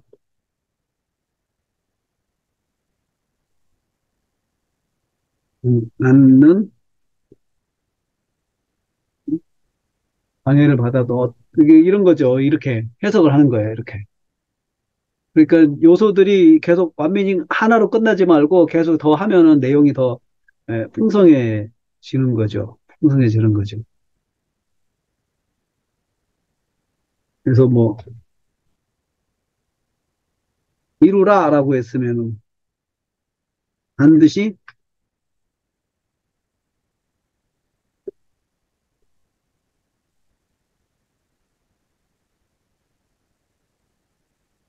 반드시 반드시 꼭 반드시 선택하고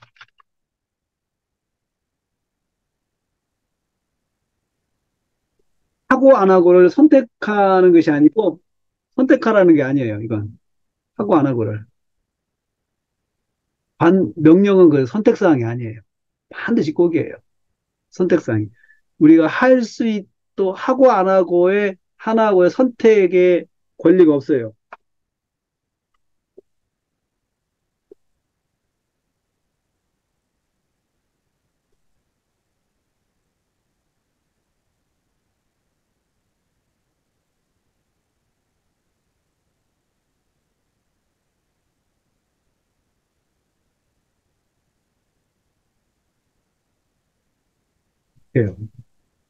다양하게 이렇게 할 수가 있습니다.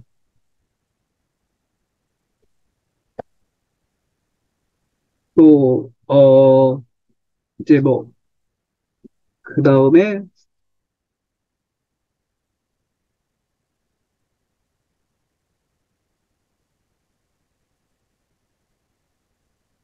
이사야 말씀에 마음이 흔들렸더라. 뭐, 백성들의 마음이 흔들렸더라. 라고 흔들렸더라. 과거 완료형이죠. 봐봐. 마음이 흔들렸더라. 이것은 지금은, 지금은, 지금은 흔들릴, 흔들릴 요소가 없어서 흔들리지,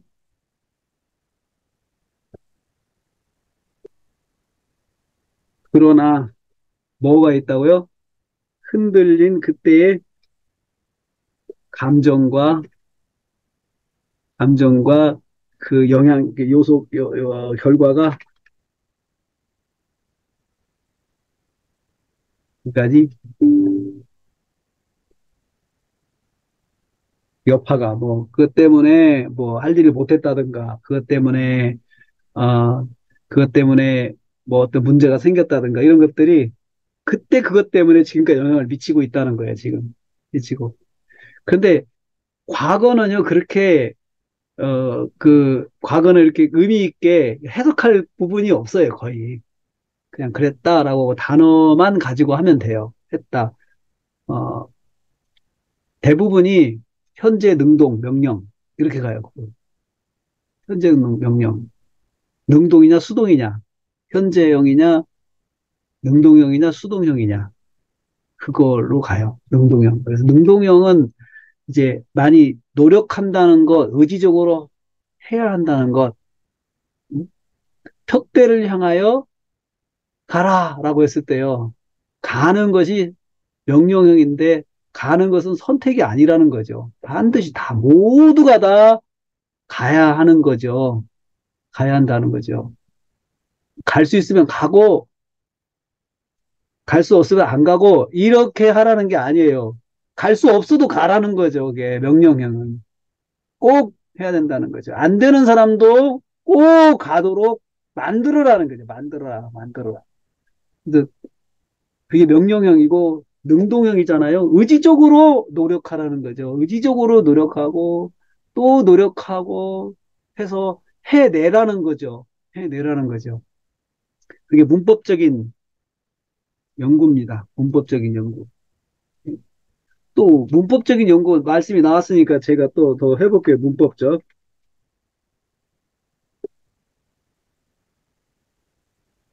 여기 소유격이요. 소유격. 소유격이 있잖아요. 소유격. 누구누구의.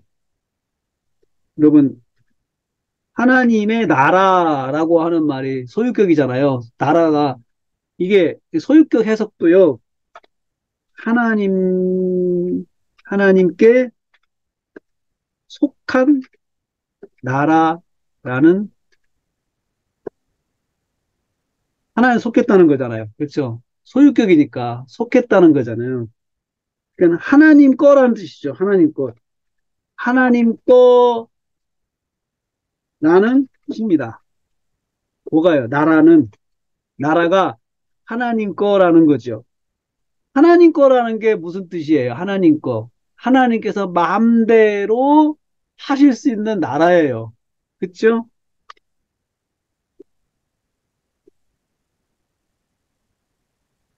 있는, 네? 하나님께서 마음대로 하실 수 있는 거죠. 그 하나님 나라는, 그래서 하나님께서 마음대로 통치하시는 게 하나님 나라예요. 그쵸? 왜? 하나님 거니까요. 하나님 거. 자, 예수 그리스도의 종. 종은 예수 그리스도의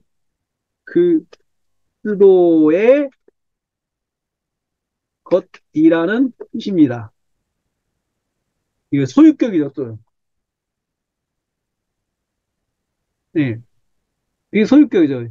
그러니까 나중에 뭐 종이 무엇입니까? 이거 다 하고 나서요. 근데 예수 그리스도의 종이라고 했어요. 누구의 종입니까? 예수 그리스도의 종. 무슨 뜻입니까? 소유격이죠. 소유격이니까 종이 예수님의 것이라는 뜻이죠. 다시 말하면 무슨 뜻입니까? 종은 예수님께서 마음대로 사용하시는 사람이라는 뜻입니다. 예? 그쵸? 마음대로 사용하시는 거죠. 그게 종이죠. 예수님의 종이란 뜻이. 예수님께서 마음대로 사용하시는 사람이라는 종이라는 뜻입니다. 그러면 다시 말하면은 마음대로 사용한다는 게 뭐예요? 이리 가라면 가고 저리 가라면 저리 가고 멈추라면 멈추고 뛰라면 뛰고 그렇게 해야 되는 사람이라는 뜻이죠. 그쵸? 이게 소유격이에요. 소유격. 소유격. 소유격도 그렇게 해석을 해요. 소유격도. 또 다른 의미가 있죠. 그러니까 더 깊은 의미가 있잖아요. 소유격. 그냥 우리가 종은 노예를 말합니다. 노예는 뭐 사전적으로 정말 죽고 사는 문제, 생사했도 자기에게 있는 것이 아니고, 자기에게 있는 것이 아니고, 그 권한조차도 주인에게 있는 사람이라는 뜻입니다. 그게 다 둘로스가 그런 뜻이잖아요. 근데 그 종의 주인은 누굽니까? 예수님입니다. 예수 그리스도. 예수님의 종이라는 게 무슨 뜻입니까? 라고 했을 때 예수님께서 소유끝까지 해석하는 거죠. 마음대로 할 수 있는 사람이에요. 예수님 거신 사람, 예수님 거인 사람이라는 뜻입니다. 예수님 거니까 예수님이 자기 것을 마음대로 할 수 있는 사람이라는 뜻입니다. 이렇게 해석하는 소유격을. 소유격도 그렇게 해석을 해요. 소유격도. 그래서 소유격도 그런 의미를 가지고 해석하면 그런 저기 재밌어요. 어. 소유격이 나올 때마다 한번 의도적으로 한번 만들어 보세요. 묵상을 해보세요. 그렇게. 그러면 그런 뜻들이 나올 수가 있어요. 자, 여기까지.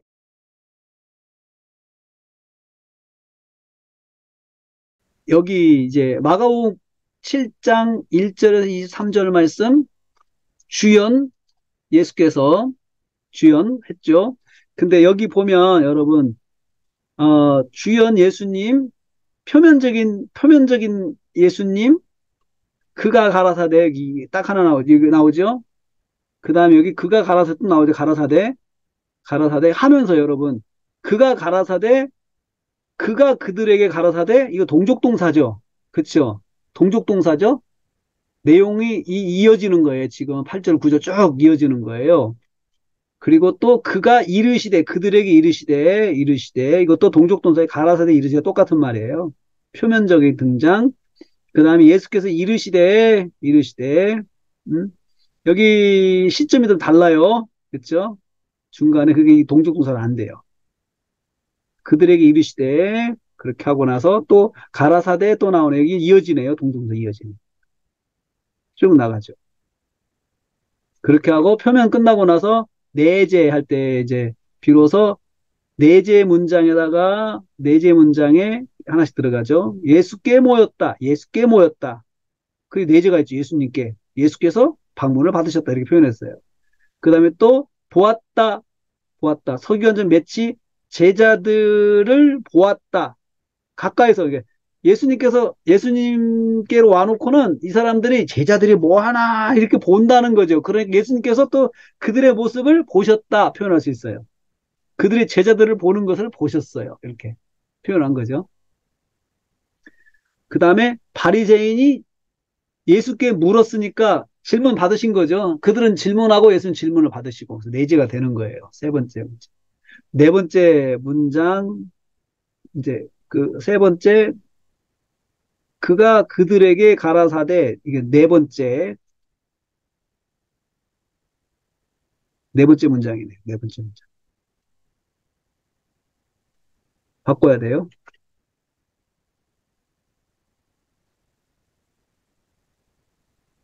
네 번째 문장 이렇게 바꿔줘요. 그 다음에 또 여기서 음, 여기에 다섯 번째 문장 주문장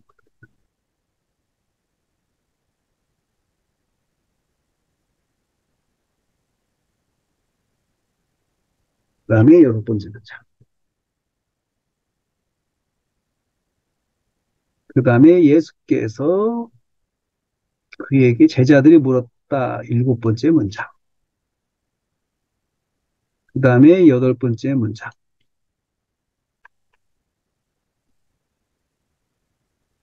아홉 번째 문장 자, 그렇게 하고 정리를 쭉 했어요. 정리하는 걸 제가 여기서 이제 보여주려는 시간이 없으니까 정리하는 것을 바로 뒤에 결과만 보여드릴게요. 자, 여기서 예수께서 방문을 받으셨다. 이렇게 하고, 쟤들이 보는 것을 보셨다. 하고는, 그 다음에 그들이 떡는 것을 보았다. 이거 그대로 정리를 하죠, 지금.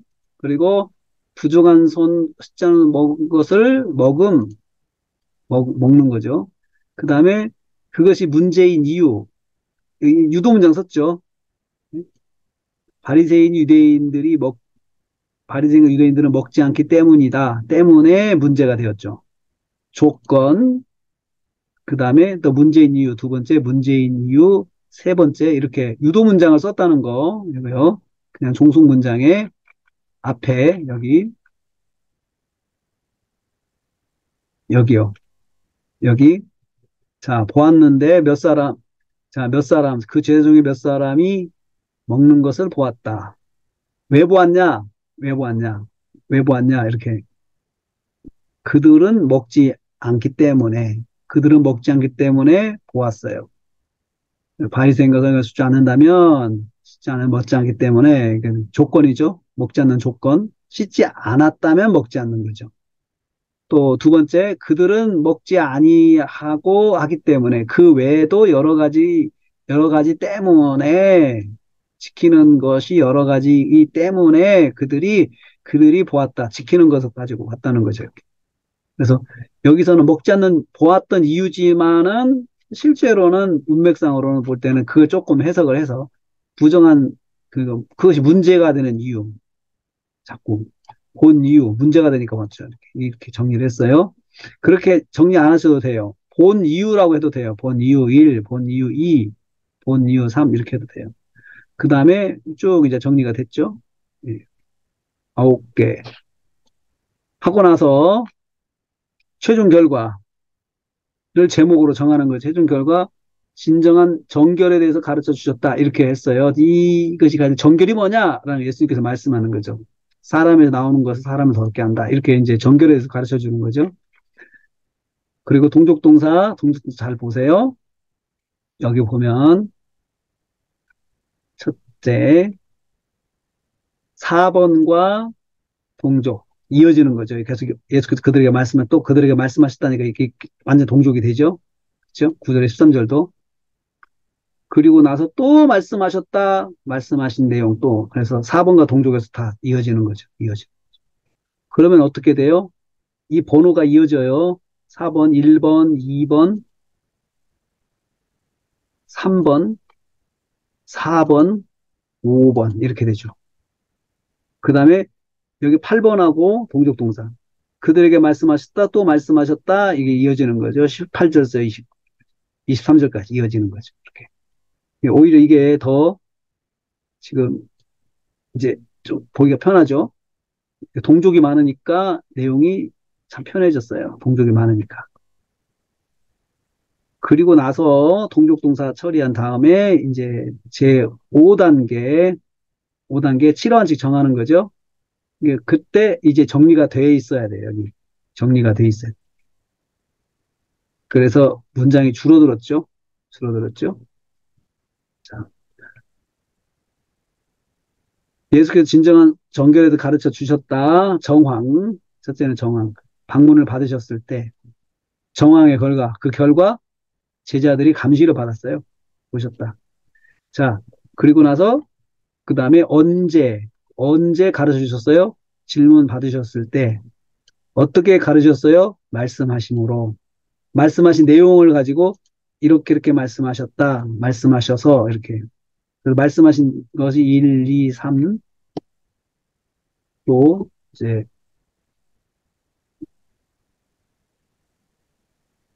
3, 4, 5 쭉 넘어가죠. 말씀하신 내용. 그 다음에 제자들 질문을 받으셨을 때 언제 2, 성결에도 가르치셨어요.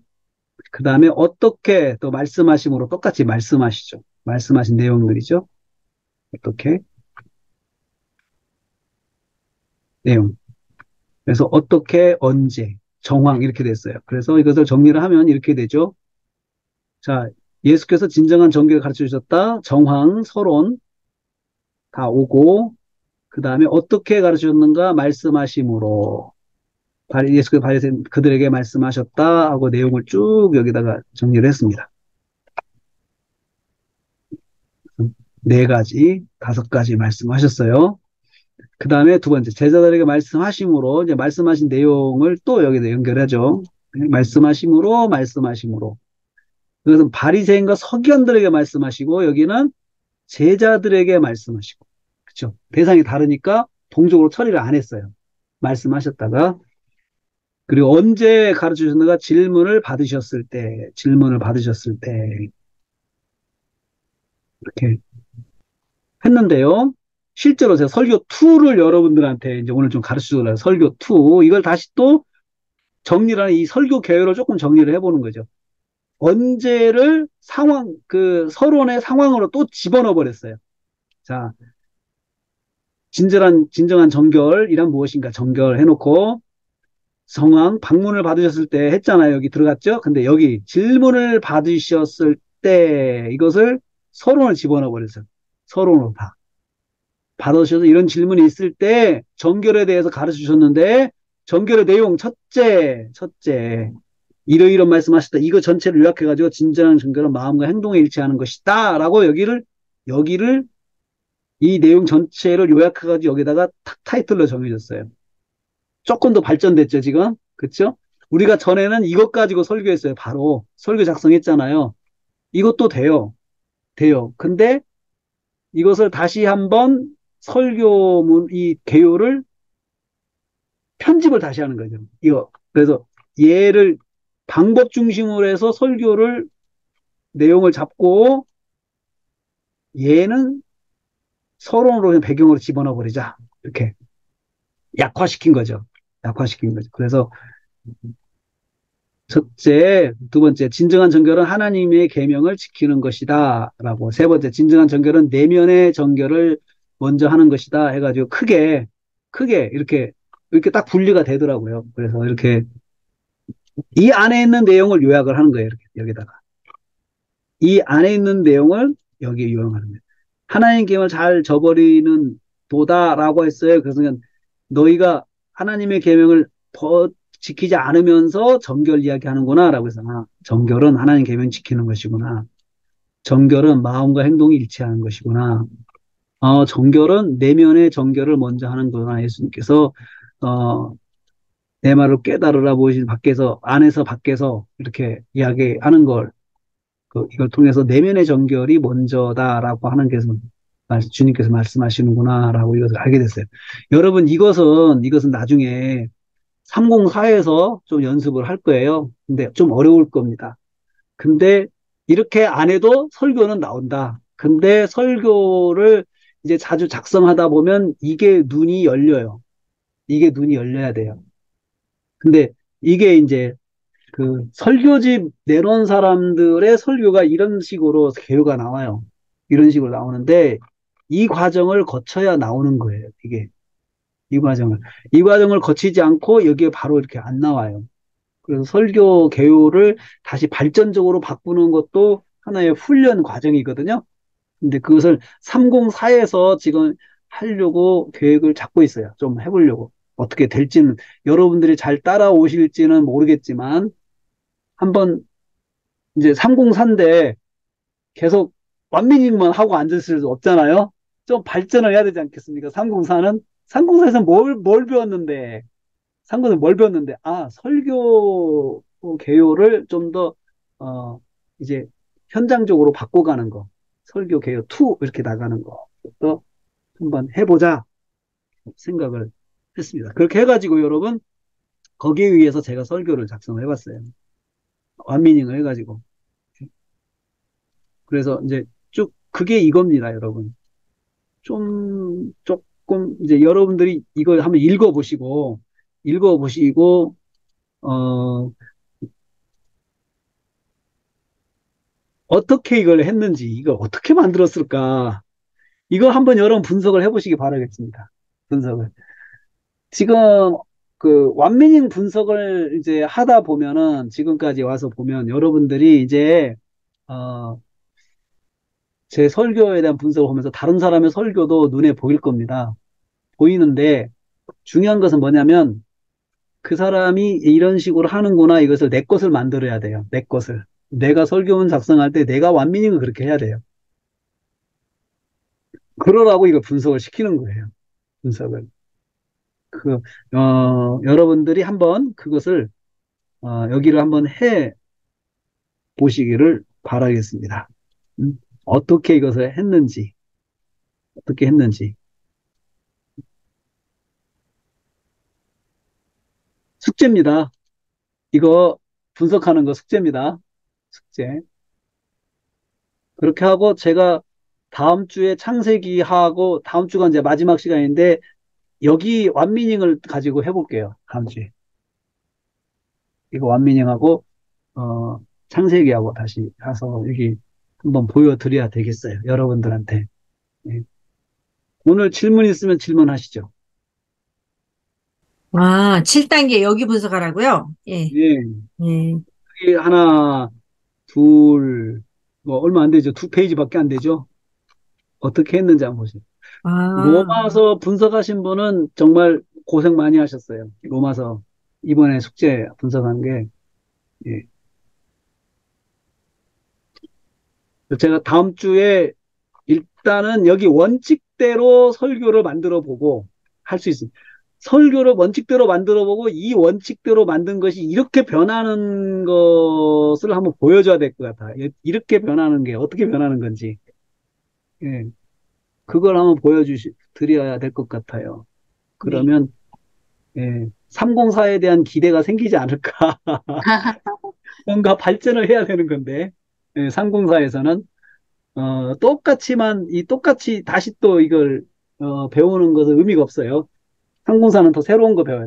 더 조금 이제 고급스러운 거 배워야 되는데, 걱정은 뭐냐면은 이게 여러분들한테 얼마나 이제 저기 이해가 되는 건지, 그게 이제 직접 만들어 보는 고민을 안 해보면 이거 따라오기 힘들거든요. 지금 강의만 계속 듣고 만들어서 완미닝을 계속 해봐야 이 단계에 대한 이해가 생기는데, 그래서 제가 이제 만약에 그게 아직 좀 이르다 싶으면 방법 이제 바꿀 거예요. 그러면 조금 그쪽으로 가지 말고 더 좀 이쪽에 우리 303 단계를 조금 더 심화로 시켜야 되겠다라는 생각을 두 개의 전략을 갖고 있어요. 방향을 지금 갖고 있어요. 제 욕심은 여러분들은 새로운 거 보여주는 거고 심화는 심화는 지금보다 조금 어렵게 그러니까 심화적으로 이제 완미닝을 들어가는 것을 가르치는 계획도 있습니다.